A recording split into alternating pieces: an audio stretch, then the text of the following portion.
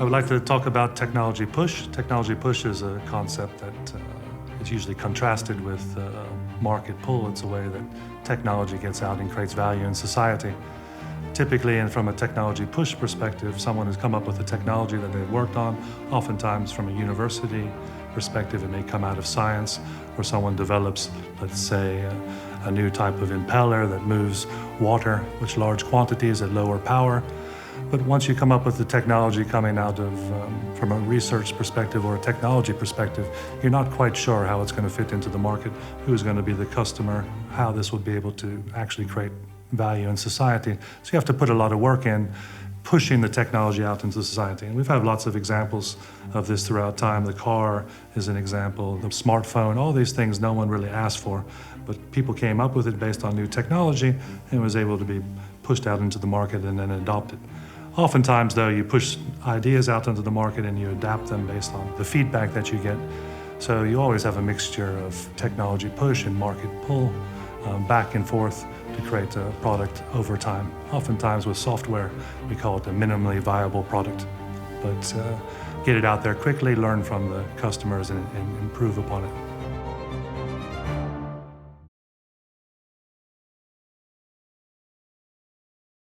Yeah, usually when we talk about the technology push approach from an intellectual property perspective, we start to talk about certain objects, certain intellectual assets, or sometimes intellectual properties that are transacted.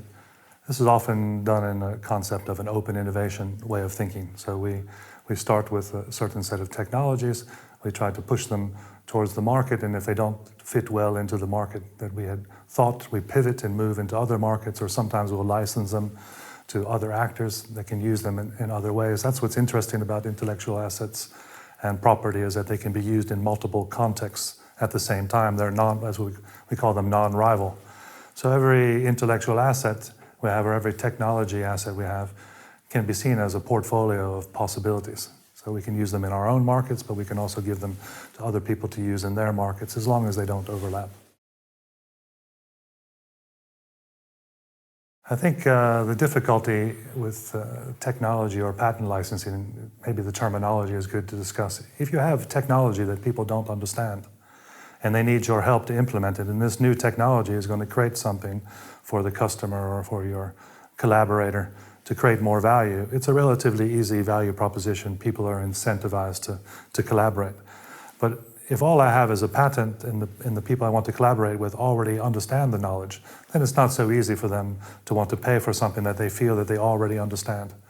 So patent licensing, because as we discussed, that intellectual assets are non-rival, that people can have them at the same time. So we can both have the knowledge at the same time while I might be the owner. And if I'm trying to get remunerated for my ownership, this can always be very difficult, as people will always resist having to pay for something that they think they already have. One thing that we try to use when people are doing technology push is to get a better understanding about what is the technology they have. Sometimes we can just talk about technology like it's a cloud of knowledge, but we want to break it up into pieces.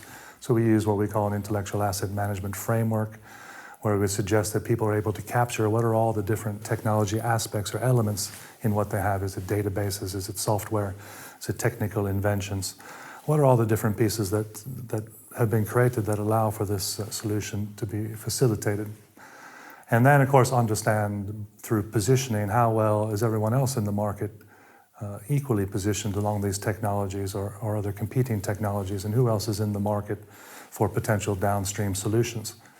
So by understanding what we have, capturing what we have, and positioning against others, we have a very good understanding of our resources and our position in the market. It gives us a much better chance of being successful early on, making the right choices to go towards just the right people in the market for successful spin-offs or licensing.